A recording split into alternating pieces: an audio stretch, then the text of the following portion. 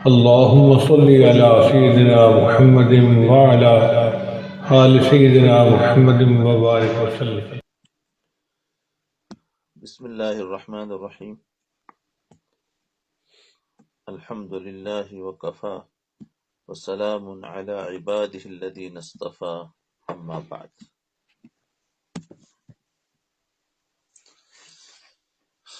غصے کا علاج، یہ مجلس چل رہی ہے، آج بھی وہی ہے. غصے کو قابو میں کرنے کا طریقہ. حضرت تھانوی رحمۃ اللہ علیہ نے غصے کے بارے میں ایک اصولی بات ایک ملفوظ میں ارشاد فرمائی ہے، وہ یہ کہ غصے میں جوش کا دفعتاً آنا تو غیر اختیاری. دفعتاً یعنی اچانک جوش آ جاتا ہے، وہ تو غیر اختیاری ہے، اس پر ملامت نہیں. لیکن بعد کو اس پر قائم رہ کر اس کے مقتضا پر عمل کرنا اختیاری ہے. یعنی اس جوش میں قائم رہ کر پھر اس پر عمل کرنا یہ اختیاری ہے، اور اختیاری فعل کا ترک بھی اختیاری ہے. بس اس کے مقتضا پر عمل نہ کرنا اختیاری ہے، اور بار بار اس کے مقتضا پر عمل نہ کرنے سے تقاضا جوش کا بھی مزمحل ہو جائے گا. آگے اس کی تشریح سمجھو. جیسا کہ کل عرض کیا تھا کہ غصہ آنے پر کوئی مواخذہ نہیں، لیکن اس غصے کے تقاضے پر عمل کرتے ہوئے کسی کو ڈانٹ دیا، کسی کو جھڑک دیا، کسی کو مار دیا، اب اس پر مواخذہ ہوگا، پکڑ ہوگی، اس پر پکڑ ہوگی. اس لیے حضرت والا نے فرمایا کہ اس غصے کا علاج ہی یہ ہے کہ جب غصہ آئے تو اس کے تقاضے پر عمل نہ کرو، خواہ غصے کے اندر کتنا ہی جوش آ رہا ہو. لیکن اس جوش کی بنیاد پر کوئی بات زبان سے نہ نکالے. جوش کی بنیاد پر کوئی بات زبان سے نہ نکالے، کوئی قدم آگے نہ بڑھائے، بلکہ اس تقاضے کو دبائے، اور بار بار اس تقاضے کو دبائے گا تو رفتہ رفتہ آہستہ آہستہ اس جوش میں بھی کمی آ جائے گی، اور غصے کا جو ابال ہوتا تھا، جو جوش ہوتا تھا، وہ بھی کم ہو جائے گا. غصے کا علاج ہی یہی ہے کہ جتنا اس غصے کو پیویں گے اتنا ہی یہ قابو میں آئے گا. غصے کا علاج کیا ہے؟ جتنا اس کو پیویں گے اتنا ہی قابو میں آئے گا. جی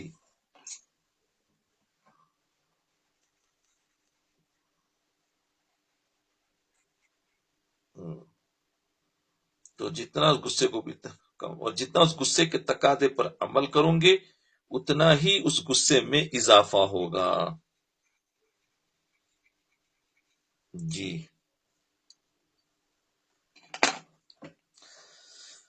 امام غزالی رحمۃ اللہ علیہ نے احیاء العلوم میں یہ حدیث نقل فرمائی ہے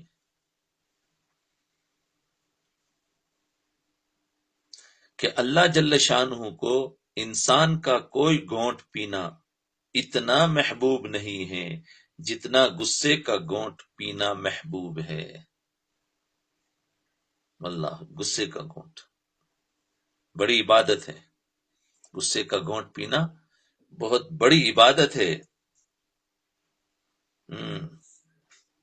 یعنی پانی کا گھونٹ پینا، شربت کا گھونٹ پینا، دودھ کا گھونٹ پینا سب جائز ہے، لیکن غصے کا گھونٹ پینا محبوب ہے.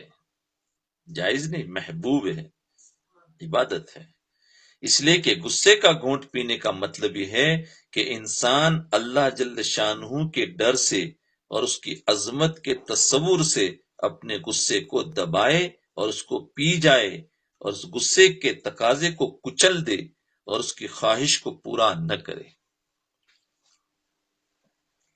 یہ عمل اللہ تعالیٰ کو بے انتہا محبوب ہے. اللہ دیکھو، یہ بھی تو عبادت ہے.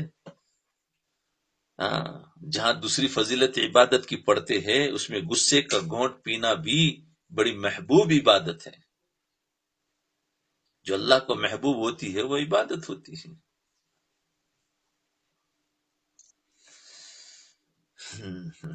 عجیب غصے کے بارے میں.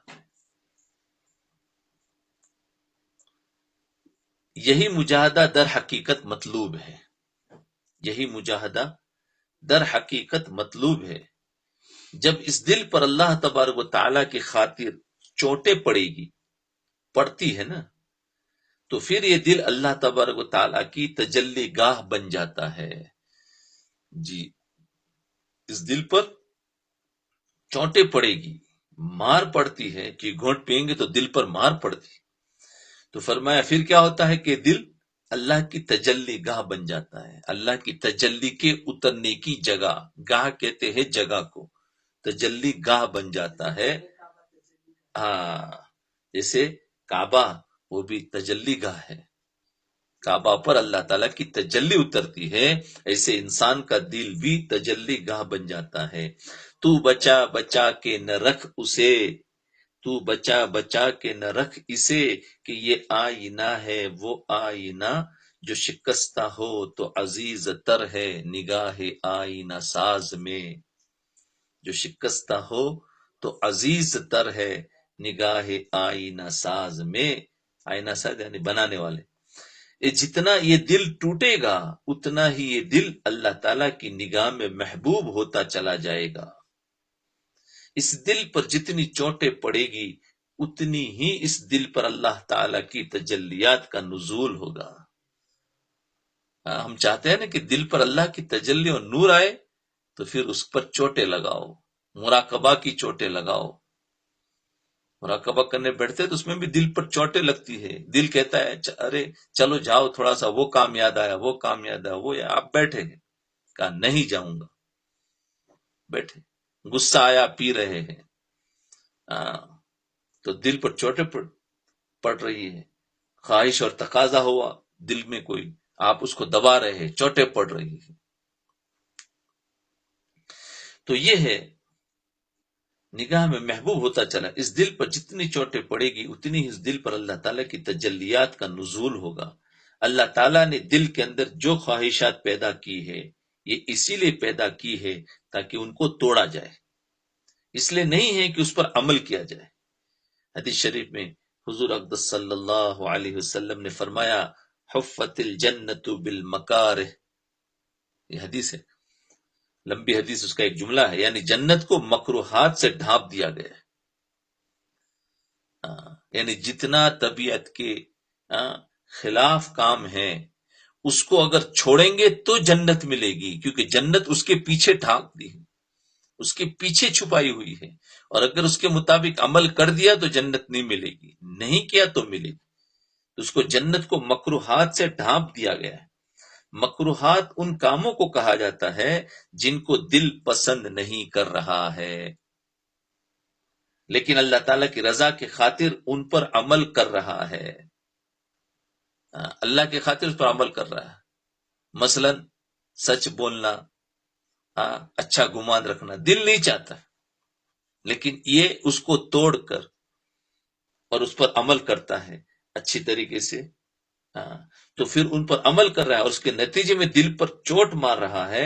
مثلا غصہ آیا لیکن اللہ تعالیٰ کے خاطر اس غصے کو پی گیا، یا مثلا دل میں شہوت کی نظر ڈالنے کا تقاضا پیدا ہوا لیکن اللہ تعالیٰ کی خاطر نظر جھکا لی. ان کاموں کے نتیجے میں دل کی خواہشات کو کچلا جا رہا ہے. اس کچلنے کے نتیجے میں دل اللہ تعالیٰ کی تجلی گاہ بن جاتا ہے، کیونکہ اس کے بعد جنت ہے. اس کو مکروہات یعنی طبیعت کے خلاف سارے کاموں کو ڈھانک دیا ہے جنت کو. اور جہنم کو ڈھانکا کیسے؟ سارے کام نفس کے مطابق کرنے سے ڈھانک دیا. جو کرو گے تو ادھر جائیں گے، اس کے خلاف کرو گے تو جنت میں جائیں گے. اس لیے یاد رکھے ہمیشہ جنت پانا ہے تو طبیعت کے خلاف کام کرنا ہوگا، قدم قدم پر نفس کو کچلنا ہوگا، قدم قدم پر آئے گا. ہمارے حضرت ڈاکٹر عبدالحی صاحب رحمۃ اللہ علیہ فرمایا کرتے تھے کہ آدمی ایک مرتبہ یہ طے کر لے، ایک مرتبہ یہ طے کر لے کہ آرزوئے خون ہو یا حسرت برباد ہو، آرزوئے خون ہو یا حسرت برباد ہو، اب تو اس دل کو بنانا ہے تیرے قابل مجھے۔ آدمی عزم کر لے کہ دل میں جتنی خواہشات اللہ تعالیٰ کی مرضی کے خلاف ہو رہی ہے ان کو کچلنا ہے۔ وہ تو خواہشات تو آئے گی، اسی لیے تو علاج اسی کو سکھایا جا رہا ہے کہ خواہشات پر عمل نہ ہو، ورنہ دل میں تو طرح طرح کی خواہشات آئے گی۔ اگر ہم نے اپنے دل کو بنایا نہیں ہے تو انسان خواہشات پر عمل کر لے گا، اور دل کو بنانے کی کوشش کی ہے تو خواہشات کو کچلے گا۔ ان کو کچلنا ہے، ان کو پامال کرنا ہے، اور پامال کرنے کے نتیجے میں ان پر قابو حاصل کرنا ہے۔ اور جب بندہ ایک مرتبہ ایک کام کر لیتا ہے اور اپنی خواہشات کو کچلتا ہے تو اس کا نتیجہ یہ ہوتا ہے کہ وہ خواہشات مزمحل ہو جاتی، کمزور پڑ جاتی، اور کمزور پڑ جاتی۔ یاد رکھو یہ خواہشات مرتے دم تک ختم نہیں ہوگی۔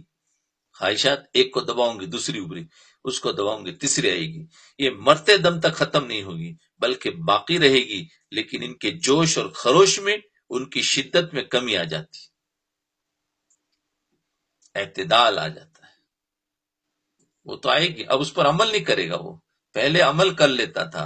اصلاح اس کا نام ہے کہ اب وہ اس پر عمل نہیں کر رہا ہے، اس بات کی علامت ہے کہ اب اس کی اصلاح ہوئی ہے۔ اور جب اس دل پر بار بار چوٹ پڑنے کے نتیجے میں اس کی خواہشات کمزور پڑ جاتی ہے تو اللہ تعالیٰ حلاوت ایمان عطا فرما دیتے۔ پھر کیا ملتا ہے؟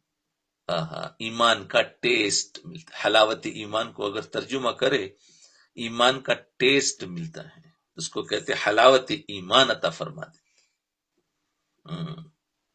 اور اپنی معرفت، ایک تو ایمان کا ٹیسٹ ملتا ہے اور دوسرا اپنی معرفت عطا فرماتے ہیں، یعنی انسان اب اللہ کو پہچانتا ہے۔ جی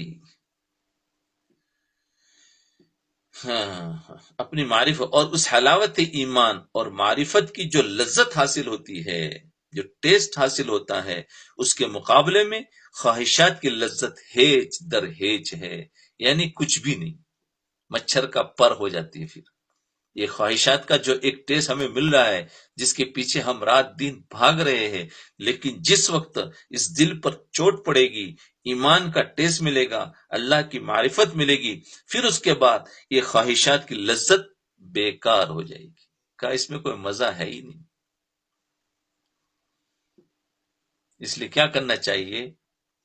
اس کو ایمان کا ٹیسٹ دے دوں گے تو دنیا کا ٹیسٹ چھوڑ دیں گے، اس کو تو ٹیسٹ چاہیے، لذت چاہیے۔ اللہ تعالیٰ اپنے فضل سے ہم سب کو حلاوت ایمان اور اپنی معرفت عطا فرما دے، آمین۔ اس حلاوت کے آگے گناہوں کی اور خواہشات کی لذت کوئی حقیقت نہیں رکھتی۔ اس حلاوت کے آگے گناہوں کی اور خواہشات کی لذت کوئی حقیقت نہیں رکھتی، اور یہ حلاوت مفت نہیں ملتی، یہ مزہ اور یہ لذت مفت نہیں ملتی، لیکن یہ حلاوت مفت میں نہیں ملتی۔ آج ہمیں گناہوں کی لذت آتی ہے، نیکیوں کی لذت نہیں آتی، حالانکہ نیکیوں میں بھی ایک لذت ہے اور گناہوں میں بھی ایک لذت ہے، لیکن گناہوں کا لذت ہمیں مل رہی ہے اور نیکی کی لذت نہیں مل رہی۔ یہی اس بات کی علامت ہے کہ ہم بیمار ہیں۔ اس کی مثال، جیسے بریانی بنائی تو دو آدمی کھا رہے ہیں، اور ایک نے کہا کہ ارے کیا ٹیسٹی بنی ہے، کیا لذت ہے اس میں، دوسرا کہتا ہے اس میں کوئی لذت نہیں، کڑوی ہے۔ تو اب کیا کہوں گے؟ تو آپ یہی کہوں گے کہ بھائی یہ بیمار ہے، اس لیے اس کو لذت نہیں آ رہی ہے۔ اسی طریقے سے نیکی میں بھی لذت ہے، لیکن جس کو نہیں آ رہی ہے وہی لگ رہا ہے کہ یہ بیمار ہے، اس لیے اس کو لذت نہیں آ رہی۔ جب اس کا علاج ہوگا تو اس کو نیکی میں لذت آئے گی، اور گناہوں میں پھر اس کو کڑواہٹ ملے گی، پھر گناہوں میں اس کو کڑواہٹ لگے گی، بولے اس میں کیا لذت ہے، تو کڑوا ہے۔ تو اب بتاؤ اس اعتبار سے ہم سب بیمار ہے کہ نہیں؟ جب بیمار ہے تو علاج جلدی شروع کر دو، موت سے پہلے پہلے۔ یہ حلاوت، یہ لذت مفت میں نہیں ملتی،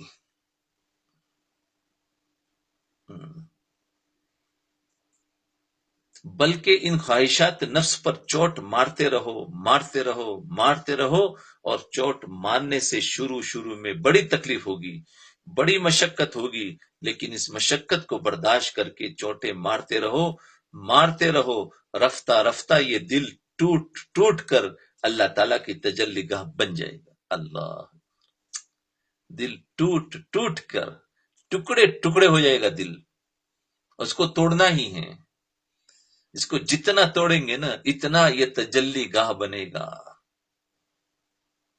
جی، اس کو توڑنا ہے۔ اور آج ہر انسان کہتا ہے میرا دل نہیں ٹوٹے، دل نہیں ٹوٹے، ساری چیزیں ٹوٹ جائے لیکن دل نہ ٹوٹے۔ اور اللہ تعالیٰ فرماتے نہیں میرے بندے، میں تجھے تیرے دل کو توڑوں گا تو ہی میں آ سکتا ہوں۔ تو چاہتا ہے کہ میں تیرے دل میں آ جاؤں؟ تو کہا ایسے نہیں آؤں گا، دل کو توڑوں گا تو پھر میں دل میں آؤں گا۔ اللہ تعالیٰ خود فرماتے میں تو ٹوٹے ہوئے دلوں میں ہوتا ہوں، اور دل ہم توڑتے نہیں۔ ٹوٹے ہوئے دلوں میں اللہ تعالیٰ ہوتا ہے۔ اس لیے فرماتے اللہ کو ڈھونڈنا ہو تو جس طریقے سے مسجد میں جاتے ہیں ایسے ہی ٹوٹے ہوئے دلوں کے پاس جاؤ، وہاں اللہ ملے گا۔ بیمار کا دل ٹوٹا ہوا ہوتا ہے، فرمایا اس کے پاس جاؤ، حدیث میں آتا ہے کہ میں وہاں ہوتا ہوں۔ ایک مسکین کا دل ٹوٹا ہوا ہوتا ہے، وہاں جاؤ، ان کے ساتھ دوستی کرو، میں وہاں ہوتا ہوں۔ اور ایک ذلیل ہو گیا ہوتا ہے کسی وجہ سے، اس کا دل ٹوٹا ہوا ہوتا ہے، اللہ تعالیٰ فرمایا اس کے پاس جاؤ، میں وہاں ہوتا ہوں۔ جی، آج تو ہم کہاں جاتے ہیں؟ جس کے دل صحیح سالم ہوتے ہیں، جن کی زندگیاں بڑی ٹھاٹ باٹ ہوتی ہے، ان سے دوستی کرتے ہیں، ان کے پاس جاتے ہیں، وہاں مال تو مل سکتا ہے، اللہ نہیں مل سکتا۔ تو فرمایا دل ٹوٹ ٹوٹ کر اللہ تعالیٰ کی تجلی گاہ بن جائے گا۔ ہمارے حضرت ڈاکٹر عبدالحی صاحب رحمۃ اللہ علیہ بہت خوبصورت شعر پڑھا کرتے تھے، یہ کہہ کے کاسے ساز نے پیالہ پٹک دیا، یہ کہہ کے کاسے ساز نے پیالہ پٹک دیا، اب اور کچھ بنائیں گے اس کو بگاڑ کے، اب اور کچھ بنائیں گے اس کو بگاڑ کے، ابھی توڑ کے پھر نیا بنائیں گے نا۔ جس ذات نے بڑا خوبصورت پیالہ بنایا دل کا، اسی ذات نے کہتے ہوئے اس پیالے کو پٹک دیا کہ اب اس کو بگاڑ کر اور کچھ بنائیں گے، اور کچھ بنائیں گے۔ اس دل پر چوٹے مارے، اس پر ہتھوڑے چلائے، یہ سب کیوں کیا؟ تاکہ اس کو بگاڑ کر اور کچھ بنائیں گے۔ کون توڑ رہا ہے؟ ارے اللہ ہی تو توڑ رہا ہے۔ کیوں؟ کہ اللہ کو آنا ہے۔ اللہ اس دل کو ایسا بناتے ہیں کہ میں اس میں رہ سکوں۔ ابھی تیرا دل ایسا ہے کہ میں اس میں نہیں آ سکتا، اس لیے اللہ اس کو توڑتے ہیں اور سب کو نکالتے ہیں۔ اب جب سب نکل گئے، جب دل ٹوٹا تو سب نکل گئے، تو جب دل ٹوٹا سب نکل گئے کا اللہ تعالیٰ کہتے ہیں اب میں آؤں گا تیرے دل میں۔ آج بتاؤ ہمارے دل میں سب ہے، اللہ نہیں ہے۔ جب ٹوٹے گا سب نکلیں گے، پھر اللہ ہوگا۔ جی، اس لیے دل توڑتے ہیں اللہ۔ تو دل کا توڑنا یہ تو اچھی علامت ہوتی ہے، گویا اللہ ہمارے دل میں آنا چاہتے ہیں۔ کیونکہ جب دل ٹوٹے گا تو سب ایک ایک کر کے بھاگیں گے نا، ہاں سب بھاگ جائیں گے، بولے اب اس میں رہا کیا، تو سب ٹوٹ گیا، تو سب بھاگ جاتے ایک ایک کر کے۔ جب سب چلے گئے اب اللہ کہتا ہے میں اب آؤں گا۔ اب ہم ناراض ہو جاتے، ہمارا دل ٹوٹ گیا کہ کیا ہوا، سب نے ہماری دوستی توڑ دی، ہمارا دل ٹوٹا۔ دوستی توڑنے کا مطلب کہ دل توڑا، اب ٹوٹی نہیں ہے، وہ اللہ نے توڑا ہے کہ سب کو الگ کر دیا۔ کہا اب کون ہے؟ کہا اب میں آؤں گا تیرے دل میں، تو سب کی محبت نکال، اب میری محبت اس میں آئے گی۔ جی اللہ، برباد دل پر تجلیات کا نزول۔ کسی نے اس پر بڑا خوبصورت شعر کہا ہے، بتانے مہوش اجڑی ہوئی منزل میں رہتے ہیں، بتانے مہوش اجڑی ہوئی منزل میں رہتے ہیں، جسے برباد کرتے ہیں اسی کے دل میں رہتے ہیں۔ اللہ اکبر۔ اللہ اجڑی ہوئی منزل میں رہتے ہیں، جسے برباد کرتے ہیں اسی کے دل میں رہتے ہیں۔ لہذا خواہشات کو کچل کچل کر جب دل کو برباد کر دیا جاتا ہے، کچل کچل کر دل کو برباد کر دیا جاتا ہے، تو اس دل پر اللہ تعالی کا نزول اور جلال ہوتا ہے، ان کی تجلیات ظاہر ہوتی ہے۔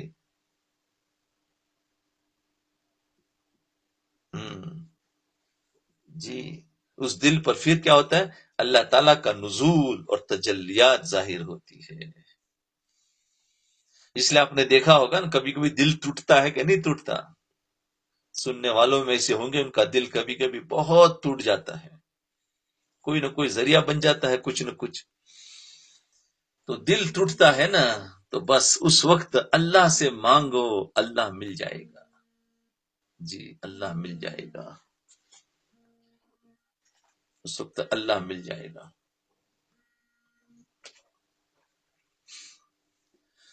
ہاں، دل پر ذرا نشتر لگائیے۔ حضرات صوفیاء کرام اور اولیاء کرام، ان سے بھی آگے صحابہ کرام، ان سے بھی آگے انبیاء کرام علیہ السلام، ان کے جو قلوب مجلہ، مزکہ، مصفہ ہوتے ہیں، یعنی صاف ہوتے ہیں، مانجے ہوئے، اور جو صاف ہوتے ہیں وہ بھی اسی طرح ہوتے ہیں، ان کے بھی قلوب، اس لیے انبیاء کو دیکھو کتنے دل ٹوٹے ہیں، وہ بھی اسی طرح ہوتے ہیں کہ حضرات اپنی خواہشات کو توڑتے ہیں اور ان کو کچلتے ہیں۔ ان کی اپنی خواہشات کو توڑتے ہیں اور ان کو کچلتے ہیں، کیونکہ جب خواہشات کو کچلا جاتا ہے تو پھر اللہ تعالیٰ اس دل کو مجلہ، مزکہ بنا دیتے۔ اس لیے حیات الصحابہ میں ہے کہ ایک صحابی کو ایک جگہ پر بھیجا جاتا، غزوے سے واپس آتے، ابھی گھر میں بیٹھ کر بہت سارے گھر کے کام ہیں وہ پورے بھی نہ ہوتے اور دوسرے تقاضے پر بھیج دیا جاتا تھا، ان کا دل ٹوٹتا تھا، یہاں تک کہ اسی حال میں موت آ جاتی، ٹوٹے ہوئے دل، موقع ہی نہیں ہوتا۔ اب تو ہر انسان کی خواہش ہوتی کہ میں ذرا گھر پہ جاؤں، میں ذرا وہاں بیٹھوں، کچھ دیکھوں، اور ان کو دوسرے تقاضے پر بھیج دیا جائے، تو ان کے دلوں کو صاف کیا تھا، مجلہ، مزکہ بنا دیتے ہیں۔ اس دل میں پھر اللہ تعالیٰ کی معرفت کا نور آتا ہے۔ اسی لیے جو تبلیغ کا کام جو اللہ تعالیٰ نے جاری فرمایا تھا، یہ کیا تھا کہ تم اپنی جو سیٹنگ میں بیٹھے ہوئے ہو اس کو توڑو۔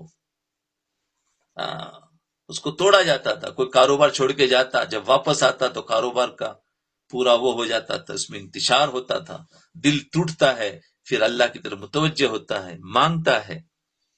کبھی جماعت میں جاتے ہیں تو کبھی طبیعت کے خلاف کھانا ہوتا ہے، طبیعت کے خلاف مسجد ہوتی ہے، طبیعت کے خلاف وہاں فرش ہوتا ہے اور سب کچھ ہوتا ہے، وہاں دل ٹوٹتا ہے اور اللہ سے مانگتا ہے، پھر اللہ تعالیٰ اس دل میں آتے ہیں۔ تو مجاہدہ جو کرایا جاتا تھا،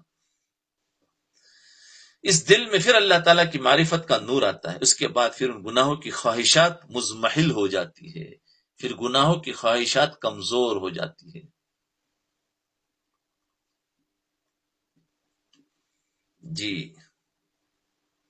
اور ان کا جوش اور خروش کم ہو جاتا ہے، مگر اس کے لیے ابتدا میں ان خواہشات سے کشتی لڑنی پڑتی ہے، ابتدا میں کشتی لڑنی پڑتی ہے۔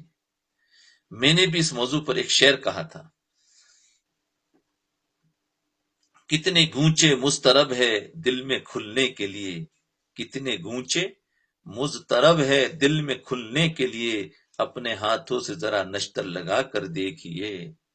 اس دل پر جتنے نشتر لگاؤں گے، نشان لگاؤں گے، اتنے ہی گونچے کھلیں گے، یعنی پھول کھلیں گے، اتنے ہی اس میں کمالات پیدا ہوں گے، اتنے ہی اس میں انوارات اور تجلیات حاصل ہوگی۔ اللہ اکبر، کیا لیکن نشتر لگانا دل کے اوپر بہت بھاری کام ہے۔ جسم پر تو نشتر لگا اتنا مشکل نہیں، لیکن دل پر، کیونکہ دل بہت نازک چیز ہوتی ہے، انسان کے جسم میں سب سے زیادہ نازک انسان کا دل پھر اس پر نشتر لگے تو کتنی بڑی تکلیف ہوتی ہے، وہ تکلیف بھی اتنی بڑی اور اس پر انوارات بھی اتنے ملتے ہیں۔ اللہ، اس لیے اللہ والے کبھی کبھی اپنے مریدین کا بھری مجلس کے اندر اس کے دل پر نشتر لگا دیتے، سب کے سامنے ڈانٹ دیتے۔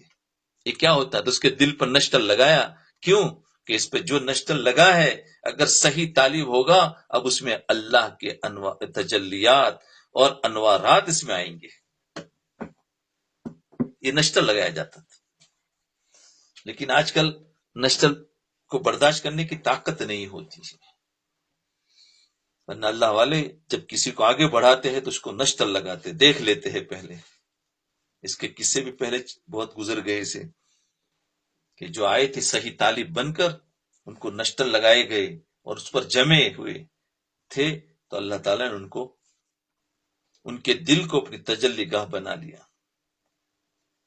اس ملفوظ میں حضرت والا یہی فرما رہے ہیں کہ غصے کا علاج یہی ہے کہ اگر غصہ آ گیا تو آنے دو، غصہ آ گیا تو آنے دو، لیکن اس کے بعد دل میں جو یہ تقاضا پیدا ہو کہ اٹھ کر اس کو ایک تھپڑ ماروں یا اس کو گالی دوں یا اس کو برا بھلا کہوں، اس تقاضے کو زبردستی دبا جاؤ اور یہ سوچو کہ میں اللہ تعالی کے لیے اس تقاضے کو دبا رہا ہوں، تو پھر اس غصے کو پامال کرنے میں بھی لذت اور حلاوت حاصل ہوگی، غصے کو دبانے میں بھی لذت حاصل ہوگی انشاءاللہ۔ اور جتنا یہ عمل کرتے جاؤں گے اتنا ہی یہ نفس قابو میں آتا جائے گا، جتنا عمل کرتے جاؤں گے اتنا ہی یہ نفس قابو میں آتا جائے گا۔ یہ مثال پہلے بھی گئی کہ انسان کا نفس دودھ پیتے بچے کی طرح ہے۔ انسان کا نفس کیسا ہے؟ دودھ پیتے بچے کی طرح ہے۔ النفس كالطفل ان تحمله شب علی حب الرضاع وان تفتمه ينفطم، یعنی انسان کا نفس چھوٹے بچے کی طرح ہے جو ابھی دودھ پیتا ہے۔ وہ بچہ کبھی یہ چاہے گا کہ میں دودھ چھوڑ دوں؟ دودھ پیتا بچہ کبھی چاہے گا میں دودھ چھوڑ دوں؟ نہیں، کیونکہ اس کو تو دودھ پینے کی عادت پڑی ہوئی ہے۔ ایسے نفس کو بھی وہ ایک بچے کی طرح ہے، گناہوں کی ایک عادت پڑی ہوئی ہے، اس لیے وہ ماں کا دودھ چھوڑنے پر آمادہ نہیں ہے۔ دودھ پیتے بچے دودھ پیتے پیتے 2 سال ہو چکے ہیں۔ اب اگر ماں باپ یہ سوچے کہ اگر اس بچے کا دودھ چھڑائیں گے تو اس کو بہت تکلیف ہوگی، روئے گا، چلائے گا، خود بھی پریشان ہوگا، ہمیں بھی پریشان کرے گا، لہذا دودھ نہ چھوڑاؤ، تو اس کا نتیجہ یہ ہوگا کہ وہ بچہ جوان ہو جائے گا اور دودھ پینے کی عادت نہیں جائے گی۔ جی نہیں جائے گی۔ لیکن اگر ماں باپ اس کا دودھ چھڑانے کی کوشش کریں گے تو بچہ دودھ چھوڑ بھی دے گا، 1 دن 2 دن 3 دن تک روئے گا، چلائے گا، پریشان کرے گا، لیکن بالآخر چھوڑ دے گا۔ ہر بچے کے ساتھ یہی معاملہ ہوتا ہے۔ علامہ بوصیری رحمت اللہ علیہ فرماتے ہیں کہ انسان کا نفس بھی بچے کی طرح ہے، اگر تم نے اس نفس کو بے مہار بغیر لگام کے چھوڑ دیا کہ جو خواہش ہو رہی ہے اس پر عمل کر رہے ہو، اس کی ہر خواہش پوری کر رہے ہو،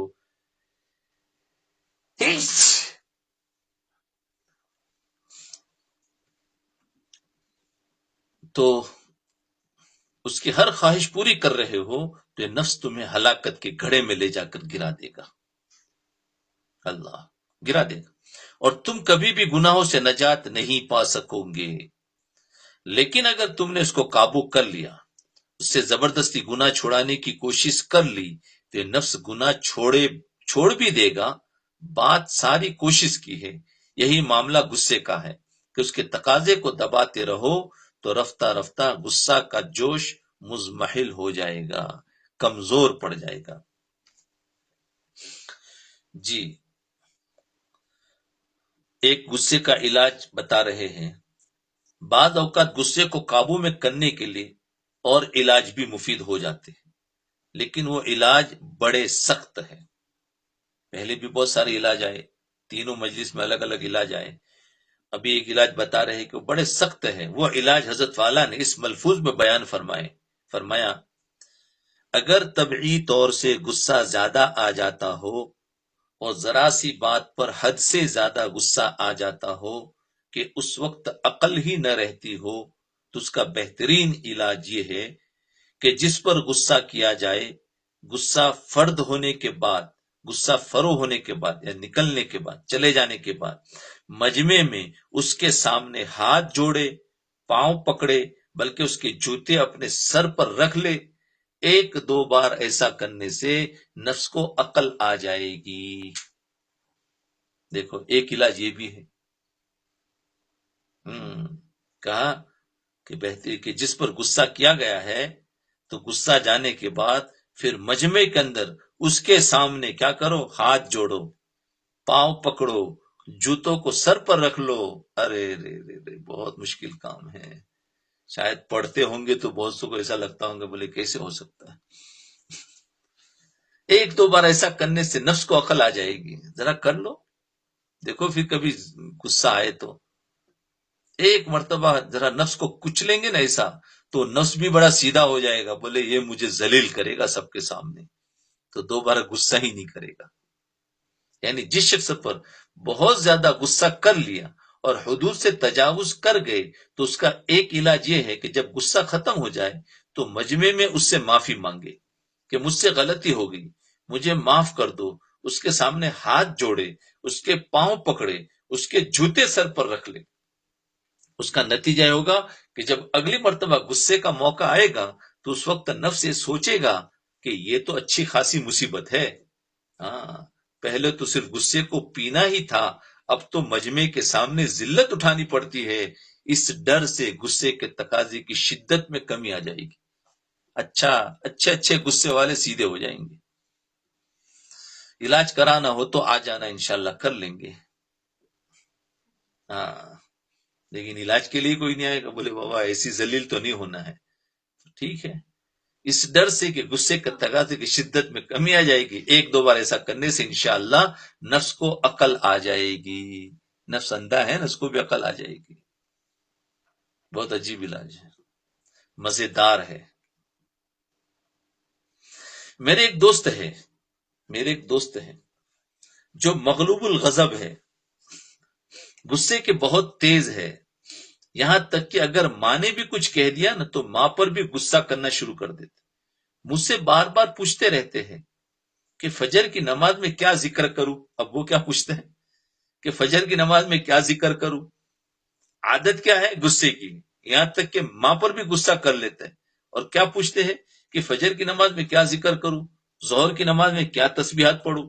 میں نے اس سے کہا کہ تم کچھ مت کرو، تمہیں کچھ نہیں پڑھنا ہے۔ پہلا کام یہ کرو کہ ماں کے پاس جا کر اس کے پاؤں پکڑ کر معافی مانگو اور کہو کہ مجھ سے غلطی ہو گئی، مجھے معاف کر دو۔ بس یہ تمہارا ذکر ہے۔ کیونکہ نفس نے گناہ کیا کرتا ہے اور ذکر کیا کرتا ہے، سمجھے؟ ادھر گناہ کرے گا اور ادھر ذکر کرے گا۔ اس لیے عقل مند اور اللہ والے کیا کرتے ہیں، اس کو جو گناہ ہوتا ہے اسی گناہ سے کو ختم کرنے کی کوشش کرتے ہیں، یہی اس کا سب سے بڑا ذکر ہے۔ تو اس کو کیا کہا کہ فرمایا تمہیں کچھ نہیں کرنا، ماں کے پاس جا کر اس کے پاؤں پکڑ کر معافی مانگو اور کہو کہ مجھ سے غلطی ہو گئی، مجھے معاف کر دو۔ میری یہ بات سن کر تعجب سے کہنے لگا کہ اچھا حضرت میں معافی مانگوں، اچھا حضرت میں معافی مانگوں، یہ تو بڑا مشکل کام ہے۔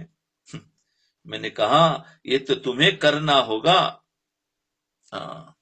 جا کر معافی مانگو اور پاؤں پکڑو، اور یہ کام سب بہن بھائیوں کے سامنے کرو، اکیلے نہیں، سب بہن بھائیوں کے سامنے کرو۔ کہنے لگے کہ یہ تو بڑا مشکل کام ہے۔ میں نے کہا کچھ بھی ہو جائے لیکن تمہیں یہ کام کرنا ہے۔ ان کو عمل بہت شاق گزر رہا تھا، مشکل گزر رہا تھا۔ میں اپنے تمام بہن بھائیوں کے سامنے ماں سے معافی مانگو، لیکن انہوں نے جا کر ایک کام کیا۔ ظاہر بات ہے طالب سچا ہوگا تو انہوں نے جا کر ایک کام کیا۔ جب واپس آئے تو مجھ سے کہا کہ کیا بتاؤں، اس وقت میرے سینے پر سانپ لوٹ گئے، یعنی بہت تکلیف ہو رہی تھی، آرے چل گئے۔ میں نے کہا کہ میرا بھی یہی مقصد تھا، جب دو چار مرتبہ یہ کام ان سے کرایا تو طبیعت اعتدال پر آ گئی. جو ہر وقت غصے میں رہتے تھے اب ٹھنڈے رہنے لگے. ہاں، غصے کا علاج کرنے آؤں گے تو یہ ڈاکٹر تھے، تو ڈاکٹر نے جیسا بتا یہ گولی دی، اور وہ گولی مانگ رہے تھے کچھ اور. کہا کہ فجر میں کیا گولی کھاؤ، ظہر میں کیا کھاؤ؟ انہوں نے کہا گولی کچھ نہیں کھانی، یہ گولی کھا لو تم، جو سب سے زیادہ کڑوی تھی. وہ میٹھی گولیاں تھی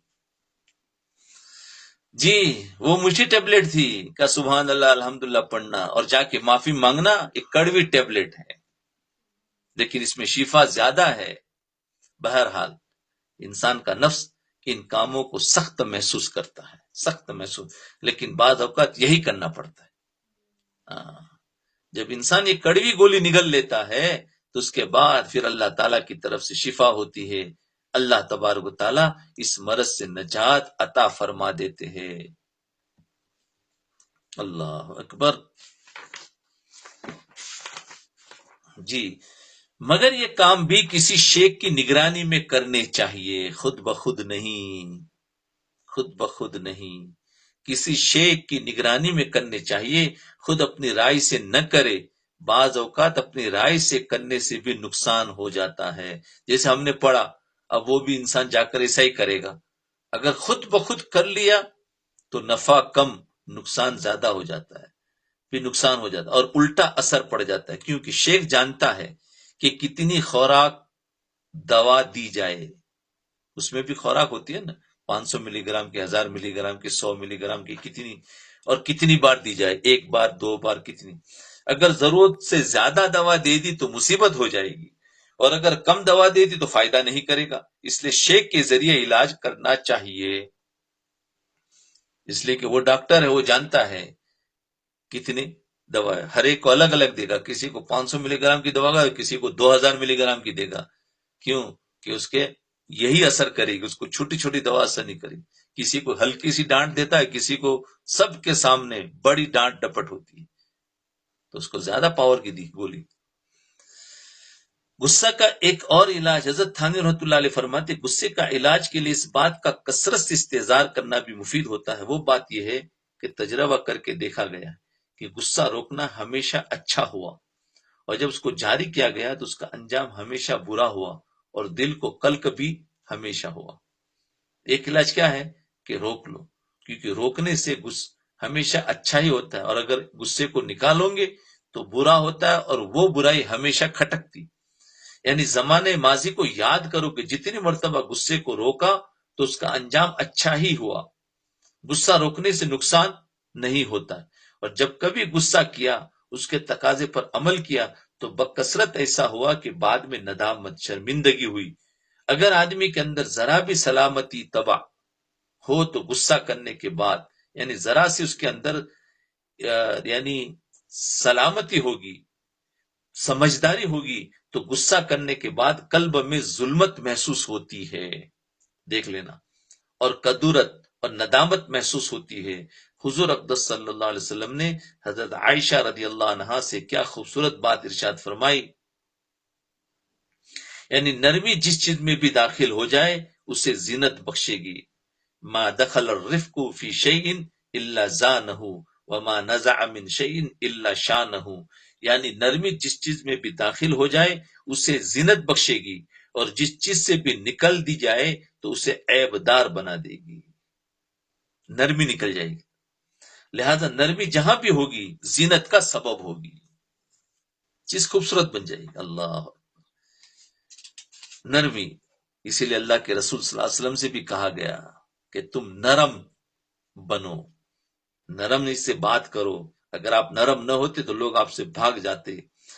تو زینت کا سبب، اس لیے جب غصہ کرنے سے بکثرت نقصان ہوتا ہے، ندامت ہوتی ہے. غصہ نہ کرنے سے نہ نقصان ہوتا ہے نہ ہی ندامت ہوتی ہے. تو پھر آدمی کو وہی کام کرنا چاہیے جس سے آدمی کو ندامت نہیں ہوتی.